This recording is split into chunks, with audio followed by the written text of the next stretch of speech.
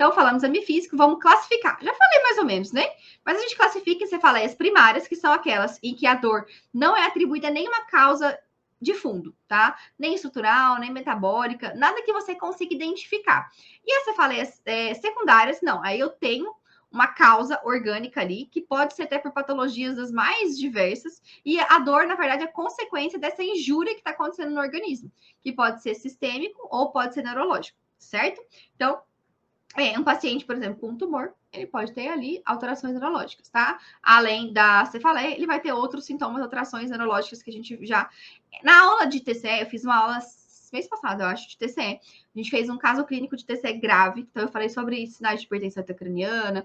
É uma aula meio complementar a essa aqui, tá? Quem tá na comunidade, se você estiver assistindo agora, vê essa aula de cefaleia, depois vê aquela de TCE e o caso clínico para você poder sedimentar mais essa questão das causas secundárias mais graves, tá? Falando de causas primárias, a gente tem principalmente a migrânia ou a enxaqueca e a cefaleia tensional. São as mais frequentes na criança, tá? Peraí, deixa eu molhar o bico aqui. Super saudável, molhando o bico com refrigerante. Vamos lá. Migrânia ou enxaqueca. Geralmente, tá? Ela é unilateral, mas pode ser bilateral também.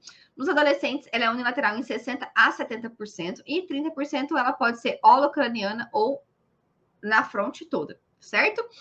Geralmente, para ser unilateral, ela surge mais no fim da adolescência ou no início da vida adulta, tá? Ela é gradual, ela é pulsátil, de intensidade moderada a grave. Então, não é súbito.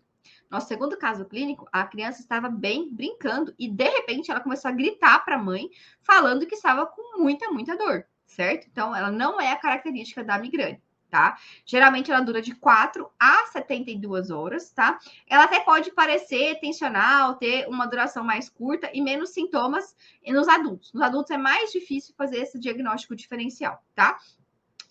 Enquanto que a cefaleia tensional, geralmente ela é difusa ou bilateral, a intensidade dela é mais leve e moderada, é aquela dor chata que fica ali cronicamente, ela não melhora, seu paciente fica ali com aquela dor leve e moderada, mas que ele não melhora, tá sempre aquela dorzinha sem graça, tá? Pressão, pode ser impressão ou aperto, geralmente não é pulsátil, só quem já teve uma cefaleia, uma enxaqueca pulsátil sabe o que é a sensação de você estar com o coração dentro da sua cabeça. Tipo, pulsa mesmo, pulsa tudo, tá? E a duração da cefaleia tensional, ela é variada, ok? Ela não é tão, não tem esse tempo tão limitado assim quanto a migrânia, tá? Outras características, a migrânia tem mais sintomas associados, como náusea, vômito, pode ter fotofobia, fonofobia, pode ou não ter aura, ok? Os sintomas prodrômicos, geralmente 1 a 2 dias antes, tá? Nos pacientes. E pode ter, quais são os sintomas prodrômicos? Fadiga, dificuldade de concentração, rigidez cervical, sensibilidade à luz, náusea, visão borrada. Eu tenho isso aqui, ó, falei aqui, ó, os bocejos, tá? A paciente fica mais pálido. Então, você tem que entender isso aqui para você saber perguntar. Isso vai te ajudar no diagnóstico diferencial. Mas antes de ter essa dor, você estava sentindo alguma coisa? Você estava com dificuldade no colégio, não estava conseguindo prestar muita atenção, a luz estava te incomodando. Então, a gente tem que saber perguntar.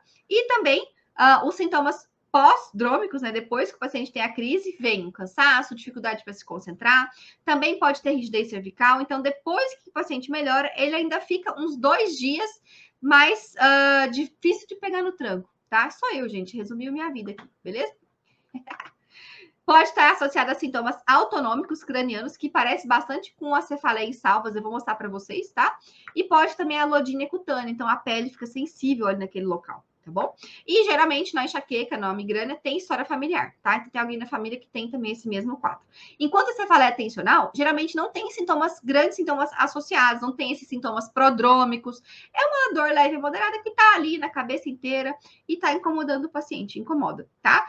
Pode ter a fotofobia, a fonofobia, mas não é tão frequente, tá? Quanto a migrânia, por exemplo, tá bom? E não tem fatores hereditários que desempenham um grande papel. Então, quando você tem uma criança com características de cefaleia tensional, é importante você perguntar para ela em relação à dinâmica familiar também, né? Se tá acontecendo algum problema, tá estressado, tem prova, mudou de colégio, alguma coisa assim, porque isso tudo pode ajudar em relação à cefaleia tensional, tá? E lembrar também, diagnóstico diferencial são patologias oftalmológicas. Às vezes a criança tá com dificuldade de enxergar, e aí pode tudo fazer a cefaleia, tá? Pela contração muscular também, ok? Então, o oftalmologista, ele entra muito ajudando nessa parte de diagnósticos diferenciais, tá bom?